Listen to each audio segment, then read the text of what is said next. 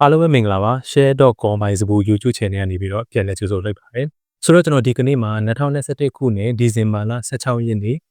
9:00 နာရီမှာတောင်ကိုရီးယားနိုင်ငံအက်ဆန်မြို့မှာရှိတဲ့ဒီတိုင်ခန်းလေးတစ်ခုထဲမှာဒီထူးဆန်းတဲ့ကိစ္စတစ်ခုဖြစ်သွားခဲ့တယ်အဲ့ဒါဘာလဲဆိုတော့အဲ့ဒီတိုင်ခန်းထဲမှာအသက်80နီးပါး69နှစ်ပေါ့နော်အသက်69နဲ့80နီးပါး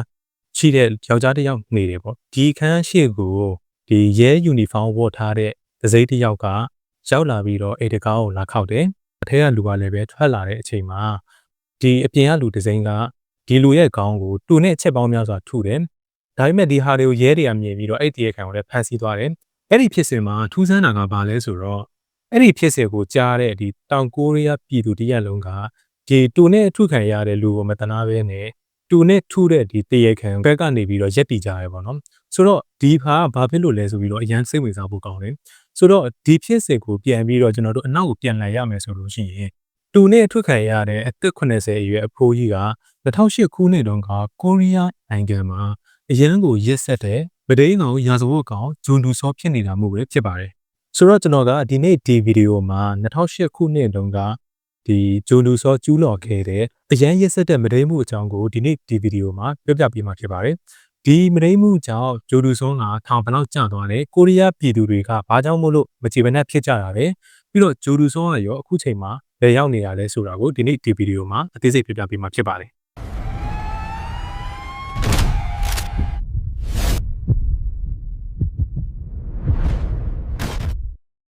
်ဆိုတော့ဗီဒီယိုလေးမစတင်ခင်မှာကျွန်တော်ရဲ့ channel လေးကို like share subscribe လုပ်ပေးကြတဲ့တယောက်ချင်းစီတိုင်းကိုအထူးပဲကျေးဇူးတင်ပါတယ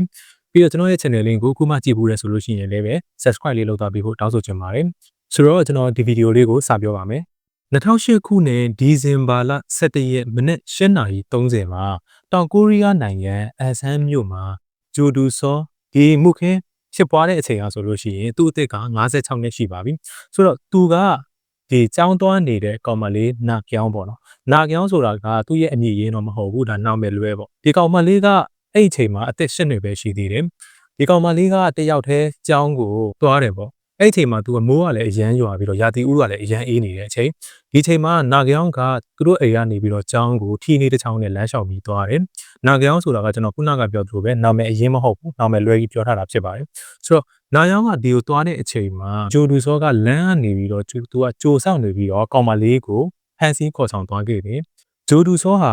ာလူပြတ်တဲ့နေရာကဒီဖျားเจ้าအဟောင်းကြီးထဲကိုကောင်မလေးကိုအတင်းအဓမ္မဖမ်းဆီးခေါ်ဆောင်သွားတယ်ပြီးတော့သူကကောင်မလေးကိုမရိတ်ကျင်ပြီးတော့မှကောင်မလေးကိုဘယ်လောက်ထိအခြေအနေဆိုအောင်လုပ်ခဲ့လဲဆိုလို့ရှိရင်ကောင်မလေးရဲ့ဝမ်းပိုက်ထဲကကလီဇာတွေတောင်မှအပြင်ကိုထွက်လာတဲ့အထိပါပဲအသက်56နှစ်ရှိပြီဖြစ်တဲ့ဂျိုဒူဆွန်ကအသက်8နှစ်အရွယ်ကျောင်းသူလေးအပေါ်မှာဒီလိုမျိုးရက်ဆက်ကြမ်းကြုတ်စွာအာရမပြုခြင်းမှုလုပ်ပြီးတော့သူဟာသူ့ရဲ့ DNA တွေတက်တည်ထောက်ထားတွေကိုဖြောင်းဖြည့်ဖို့အတွက်ဖះเจ้าထဲမှာရှိတဲ့ဒီအိဒါ3ရေကိုသူက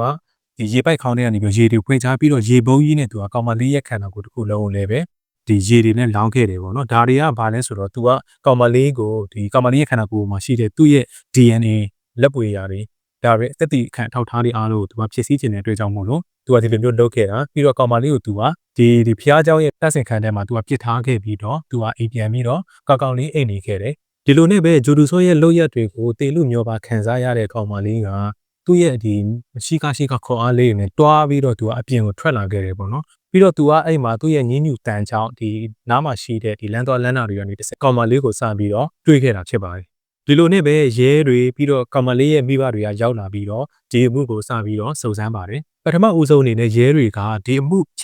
ြစ်သွားတဲ့ဒီဖျားเจ้าအနည်းနာတစ်ဝိုက်မှာနေတဲ့တရေခံအဟောင်းတွေပေါ့နော်အရင်ကထောင်ကျဘူးတဲ့ဒီထောက်ကြဘူးတဲ့လူတွေပေါ့ဒီတရခန်အဟောင်းတွေရဲ့ဒီနေရလိပ်စာတွေသူတို့ကပထမအဆုံးစစ်ဆေးတယ်အဲ့ဒီထဲမှာမှဒီဂျိုဒူဆောလဲပါဝင်လာခဲ့တယ်ပေါ့ပြီးတော့မှသူတို့ကဒီအနီးနားမှာရှိတဲ့ဒီ CCTV တွေကနေတစ်ဆင့်ကြည့်လိုက်တော့ဂျိုဒူဆောနဲ့တူတဲ့ဒီလူတယောက်ကဒီ CCTV ထဲမှာဖြတ်သွားတာကိုတွေ့လိုက်တယ်ဆိုတော့သူတို့ကဂျိုဒူဆောရဲ့အိမ်ကိုသွားရှာမယ်ဆိုပြီးတော့လုပ်ကြတယ်ဂျိုဒူဆောရဲ့အိမ်ကိုရောက်သွားတဲ့အခါမှာဂျိုဒူဆောစီးထားတဲ့ဖနက်ကပေနေတဲ့ဒီသွေးကွက်ပေါ့နော်ဒီသွေးကွက်တွေကို DNA ဆက်ကြည့်တဲ့အခါမှာဒီနာကြောင်ရဲ့သွေးတွေဖြစ်နေခဲ့တယ်ဒီလိုနဲ့ပဲဂျိုဒူဆောဟာဒီနာကြောင်မှုနဲ့ဆက်ဆက်မှုရှိတယ်ဒီနာကြောင်ကိုဒီလိုမျိုးဖြစ်အောင်လုပ်တာဟာသူပဲဖြစ်နိုင်တယ်ဆိုပြီးတော့ရဲတွေကတန်တရာခံအနေနဲ့စတင်ဖမ်းဆီးလိုက်တယ်တစ်ဖက်မှာလည်းနာကြောင်ကိုဒီဆေးရုံကိုအရေးပေါ် ခေါ်ဆောင်သွားရတယ်ကောင်မလေးရဲ့ခန္ဓာကိုယ်မှာဘာတွေထိခိုက်သွားလဲဆိုလို့ရှိရင်ကောင်မလေးရဲ့ဒီဥမကြီးက80%လောက်ဒီဖြတ်တောက်ခံရတယ်ပြီးတော့ကောင်မလေးကသူတစ်သက်လုံးဒီခါးမှာချိတ်ထားတဲ့ဒီမစင်အိတ်အမြဲတမ်းတက်ပြီးတော့သူကနေရမယ်ပေါ့နော်ကျွန်တော်တို့မြေပူးမှာပါဒီမစင်အိတ်လေးကိုသူကအတန်တုံးအမြဲတမ်းတက်ပြီးတော့နေသွားရမယ်ပြီးတော့ဆရာဝန်တွေကဒီကောင်မလေးကအသက်ရှင်ဖို့ဒီ10%ပဲရှိတော့တယ်ပေါ့နော်ဒီလိုမျိုးပြောပြီးတော့ခွဲစိတ်မှုတွေလုပ်ခဲ့တယ်ဒါပေမဲ့ကံကောင်းထောက်မစွာနဲ့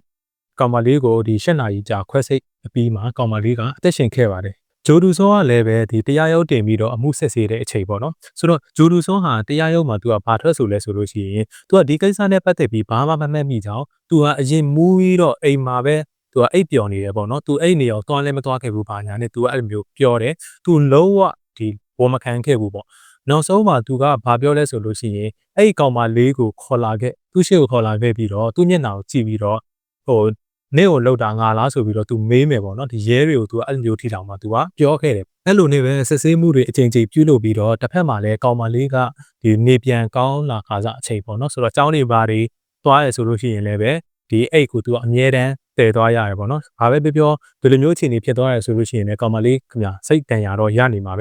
နောက်ဆုံးမှာတော့ကျွန်တော်ခုနကပြောခဲ့သလိုပဲတရခန်ကလုံးဝဝမခံဘဲနဲ့ကောင်မလေးကိုခေါ်လာပြီးတော့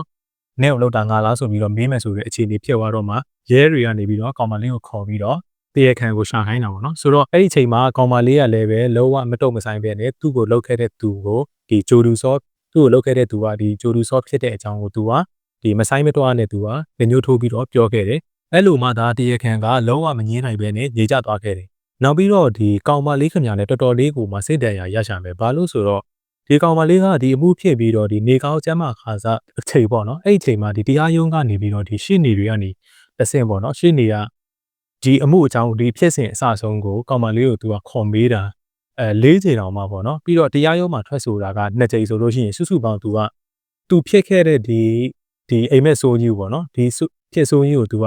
6ချိန်တောင်မှပြန်ပြောရတယ်ပေါ့နော်ဆိုတော့တော်တော်လေးကိုမှစိတ်နှောက်ယှက်ဖြစ်ဖို့ကောင်းတယ်ပြီးတော့ကောင်မလေးရဲ့စိတ်ထဲမှာလည်းပဲဒီအသက်အရွယ်နဲ့မလိုက်တဲ့ဒီနာကျင်မှုတွေတန်းရပြီပေါ့နော်ဒီလိုမျိုးတွေတော့ခံစားရမှာပေါ့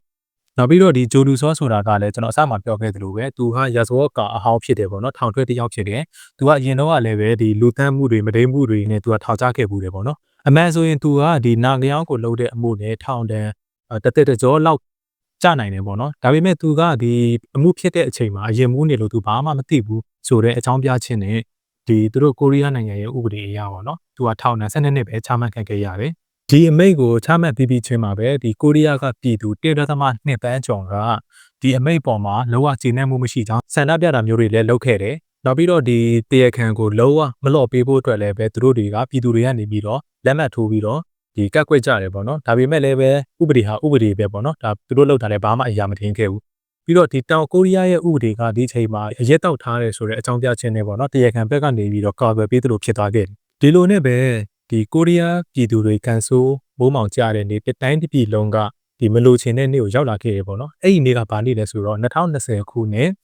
ဒီဇင်ဘာလဒီ12ရက်နေ့ပေါ့နော်ဘာလို့ဆိုအဲ့ဒီနေ့မှာချိုဒူဆွန်ကသူ့ရဲ့ဒီပြစ်ဒဏ်တွေကိုချမှတ်ခံရပြီးတော့ထောင်ကနေပေါ်မဲ့နေ့ပဲဖြစ်ပါတယ်သူကဒီလိုမျိုးကလေးကိုရဲရဲစစ်စစ်လုပ်ခဲ့တဲ့အတွက်ကြောင့်မို့လို့ပြည်သူတွေဟာသူ့ကိုလုံးဝမကြေမနက်ဖြစ်နေကြတယ်ဒါကြောင့်မို့လို့ရဲတွေကနေပြီးတော့တရားခံရဲ့လုံခြုံရေးအတွက်သူဘေးကင်းဖို့အတွက်ကိုအခေါ်ငွေထဲကနေပြီးတော့ဒေါ်လာ1 တန်းကျော်အသုံးပြုပြီးတော့ဒီ CCTV တက်တာမျိုးတွေပြီးတော့ကိုယ်ခံပညာကျွမ်းကျင်တဲ့ဒီလုံခြုံရေးပေါ်တန်း12ဦးကိုဒီတရားခံရဲ့ဘေးနားမှာ body cam အနေနဲ့တော့မှထားခဲ့ရတယ်နောက်ပြီးတော့ဒီတရားခံဂျိုဒူဆောကိုတိုင်ကလည်းထောင်ထဲမှာသူကတနာရီမှာဒီပေါ့ရှက်လောက်တာပေါ့နော်ဒိုက်ထိုးတာသူကအကျိတ်1000တောင်မှလုံနိုင်တယ်ပေါ့နော်သူကထောင်ထဲမှာလို့ပြောရမယ်ကိုခံအားကောင်းအောင်ဆိုပြီးတော့သူကစူးစမ်းနေတယ်ပေါ့ဘာလို့ဆိုသူအပြင်ထွက်လို့ရှိရင်သူ့ကိုလုံးမဲ့လူတွေကအများကြီးဆိုတော့သူကဒါမျိုးတွေလည်းပြင်ဆင်ခဲ့သေးတယ်ပြီးတော့သူကဒီထောင်ဝလွတ်လာပြီးတော့ဒီနာငယောင်းတို့အိမ်နဲ့ဒီလမ်းလျှောက်မယ်ဆိုလို့ရှိရင်9 မိနစ်လောက်ပဲဝေးတဲ့နေရာမှာသူကနေထိုင်ခဲ့တယ်အမှန်ဆိုရင်တော့ဒီလိုမျိုးပြင်းမှုမှတ်တမ်းရှိတဲ့ဒီရေးရေးစစ်စစ်ဒီကလေးတွေကိုအရမပြုတ်ခြင်းနဲ့ဒီလိုမျိုးမနှင်းကောင်မျိုးကိုဒီကလေးတွေနဲ့အနီးအနားမှာပေးမနေသင့်ဘူးဒီအကြောင်းတွေနဲ့အနီးအနားမှာပေးမနေသင့်ဘူးဒါပေမဲ့လည်းကိုရီးယားနိုင်ငံရဲ့ဥပဒေအရပေါ့နော်တရားခံဒီလွတ်လာတဲ့တရားခံကိုဘယ်မှာနေရမယ်မနေရဘူးဆိုတာသူတို့မှဒီရွေးချက်ပေးပန်ခွင့်မရှိဘူးပေါ့နော်ဒီလိုနဲ့ပဲဒီတရားခံကနီးနီးနားနားမှာပြန်ပြီးတော့လာနေတာဆိုတော့ဒီနာဂယောင်းတို့မိသားစုကပဲပြောင်းပြီးတော့ပြေးရတယ်ပေါ့နော်သူ့ဖေပြောတာကသူ့သမီးရဲ့ဒီစိတ်ဒဏ်ရာတွေကို ဒီငဲ့ညာတဲ့အနေနဲ့သူတို့ပဲကြောင်းရမယ်ဆိုတဲ့အနေအထားမျိုးပေါ့နော်ဆိုတော့ပတ်ဝန်းကျင်ကိုအဲ့လိုမျိုးပြောတဲ့အခါကျတော့ဒီပတ်ဝန်းကျင်ရဲ့လူတွေကဘာလို့ပြေးရမှာလဲပေါ့နော်တကယ်ဒီပြေးရမှာကတရားခံပေါ့ဒီလူကောင်းတွေကဘာလို့ရှောင်ပြေးစရာလိုလို့လဲပေါ့နော်ဒါပေမဲ့လည်းသူ့အဖေခုနကပြောတဲ့အတိုင်းပဲသူ့အဖေကဒီသူသမီးရဲ့စိတ်ဓာတ်ရောင်ငှဲတဲ့အတွက်ကြောင့်မို့လို့အဲ့ဒီနေရာကနေပြီးတော့သူဟာပြောင်းရွှေ့သွားခဲ့တယ်မပြောင်းရွှေ့ခင်မှာလည်းပဲဒီပတ်ဝန်းကျင်ကနေပြီးတော့တနာပြီးတော့ပေါ့နော်အလူငွေလေးတွေထည့်ကြရပေါ့ကောက်ခံပေးကြရပေါ့နော်အဲ့ဒီမှာဒီကိုရီးယားဝမ်တန်250လောက်ထိရတယ်ပေါ့နော်မြန်မာငွေနဲ့ဆိုအဲ့ချိန်တော့ကတော့3,500လောက်ထိသူတို့ရသွားခဲ့တယ်ပြီးတော့သူတို့ကဒီအဆန်းမျိုးထဲမှာပဲဒါပေမဲ့တခြားရက်ွက်ပေါ့နော်နဝေးတဲ့ရက်ွက်မှာတွားပြီးတော့နေထိုင်ခဲ့တယ်အခုလက်ရှိနောက်ဆုံးချိန်တွေမှာတော့ဒီမျက်နှာသူဖြစ်တဲ့ဒီနာတယောက်ကဒီခွဲစိတ်မှုတွေပြုလုပ်ပြီးတော့ပုံမှန်လူလိုမျိုးဖြစ်နေပြီပေါ့နော်ဘေးမှာဒီအဲ့တွေပါတွေဆွဲစရာမလိုတော့ဘူးပြီးတော့ဒီသူကဒီတက္ကသိုလ်ကျောင်းသူဆေးကျောင်းသူပေါ့နော်တက္ကသိုလ်ကျောင်းသူဒုတိယနှစ်လို့သိရတယ်ဆိုတော့သူကအဲ့မှာကျောင်းတက်နေပြီပေါ့နော်နောက်ပြီးတော့ကျွန်တော်တခုညောပေးချင်တာက